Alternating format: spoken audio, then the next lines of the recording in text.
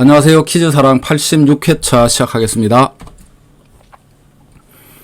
자, 1단계입니다. 서울특별시와 부산광역시 중 면적이 더 큰 도시는 1번 서울특별시, 2번 부산광역시. 네, 면적 기준입니다. 정답 확인해 보겠습니다. 네, 2번 부산이 조금 더 큽니다. 자, 광역시와 특별시 중에서 가장 큰 곳은 대구광역시인데요. 자, 엊그제죠. 7월 1일자로 기존의 대구시와 군위군이 통합광역시로 출범을 했습니다. 그래서 대구 면적과 군위군 면적 합해서 1498제곱미터로 3위에서 1위로 바로 올라갔네요. 예, 인천, 울산 다음에 부산, 서울 이런 순서입니다. 참고로 군위군은요 면적은 614제곱킬로미터인데 인구가 2만 명 정도밖에 안 된답니다. 자, 614제곱킬로미터면은 서울보다도 좀 더 크죠. 2단계 넘어가겠습니다. 예전에 발표되었던 가요를 현대적 감각에 맞게 새롭게 편곡하여 부른 노래를 무엇이라 할까요? 1번 리바이벌, 2번 리메이크. 정답 확인해 보겠습니다. 네, 2번입니다. 자, 리바이벌은 부활, 재생 이런 뜻인데요. 예전 가요를 다른 가수가 부르는 것을 말합니다. 그래서 원곡은 유지가 되는 개념이고요. 리메이크는 새롭게 편곡하여 분위기가 완전히 달라지는 건데요. 예, 원곡 재탄생 그런 개념입니다. 자, 이 리메이크는 뼈대만 그대로 두고 다시 만들다 그런 뜻입니다. 자, 3단계 넘어갑니다. 최근 우리나라 인구 동향에 대한 설명으로 올바른 것은 1번 2020년을 정점으로 이후 매년 조금씩 감소하고 있다. 2번 인구 증가율은 급락하였으나 아직 인구 감소는 아니다. 네, 어떤 게 올바른 것일까요? 확인해 보겠습니다. 네, 1번이 맞죠. 자, 통계청 발표한 주민등록 인구 추이를 보면요. 2010년에서 2020년까지 5,052만에서 5,183만 이렇게 쭉 올라갔죠. 예, 2020년을 정점을 찍고요. 이 이후로 이렇게 감소하고 있습니다. 2021년에 164만, 2022년에 144만 해서 연평균 한 20만 명 정도 감소하고 있는데요. 앞으로는 3, 40만 명 정도로 감소폭이 훨씬 더 커진다고 합니다.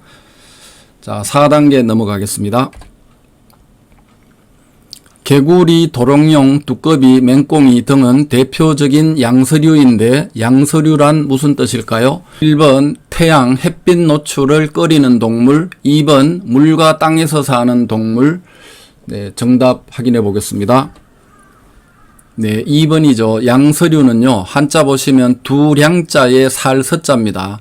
예, 두 쪽에서 산다 이런 것이죠. 예, 양쪽에서 서식한다. 예, 일본에서는 양생류라고 표현을 합니다. 자, 이 양서류는 어려서는 물속에서 살고요, 커서는 땅 위에서 살죠. 그래서 양쪽에서 서식하기 때문에 양서류 이렇게 부릅니다. 5단계 넘어갑니다. 흔히 지구를 5대양 6대주라고 일컫는데 태평양은 가장 큰 바다입니다. 그럼 태평양과 6대주 합계 중 더 큰 것은 무엇일까요? 자, 1번 태평양, 2번 6대주 합계. 우리 지구 표면의 70%가 바다고요. 육지는 30%밖에 안 되죠. 예, 그리고 육지의 70%는 북반구에 있습니다. 나머지 30%가 남반구에 있고요. 네, 어렸을 때 사회과 부도 시간에 많이 봤던 내용이죠. 자, 정답 확인해 보겠습니다. 네, 1번입니다. 자, 5대양은 태평양, 대서양, 인도양, 그리고 남극해, 북극해 이렇게 5개를 5대양 그러고요. 자, 6대주는 6개의 큰 대륙이죠. 아시아, 아프리카, 유럽, 북아메리카, 남아메리카, 오세아니아까지. 예, 그리고 남극이 포함이 되면 7대주라고 표현을 하는데요. 예, 우리 한국에서는 6대주라는 말을 쓰는데 영미권에 가면 이 남극을 포함해서 7대주라는 표현을 많이 쓰고 있답니다. 자, 태평양은 1억 6,525만 제곱킬로미터고요. 예, 6개 대륙 합계 면적은 1억 3,268만 제곱미터입니다. 예, 남극을 포함해도 태평양보다는 적습니다. 지구의 표면적이요, 5억 1010만 제곱킬로미터이기 때문에 태평양은 정확하게 지구 표면적의 32.4%를 차지하고 있습니다. 자, 지구본 사진 한번 보고 넘어가겠습니다. 네, 왼쪽에 있는 거는 우리 흔히 보는 지구본이죠. 그리고 오른쪽에 있는 거는 적도선 경사가 반대로 돼 있죠. 예, 정상적인 지구 모습은 이 적도선이 우상향인데요. 자, 이렇게 뒤집어 놓으면 적도선이 우하향이 되게끔 자, 이렇게 되어 있습니다. 아마 보기 드문 장면인데요. 억지로 이렇게 거꾸로 뒤집으면 이런 모습이 나옵니다. 자, 이렇게 보시다시피 대부분 다 바다밖에 안 보이는데요. 태평양이라서. 예, 여기에 6개 대륙이 충분히 들어가고도 남습니다. 자, 6단계에 넘어갑니다. 자, 율곡 이이와 태계 이황 중 먼저 태어난 인물은 누구일까요? 1번 율곡 이이, 2번 태계 이황. 예, 정답 확인해 볼까요? 네, 태계 이황이 먼저 태어났습니다. 1502년생이고요. 예, 율곡 이이는 1536년생입니다. 이 두 분은 34살 차이니까요. 어떻게 보면 아버지빨 정도 되고요. 한 세대 정도 차이가 있네요. 자, 태계 이황은 경북 안동시 도산면이 고향이고요. 예, 묘가 태계리에 있죠. 자, 율곡 이이는 강릉 오죽헌에서 태어났는데요.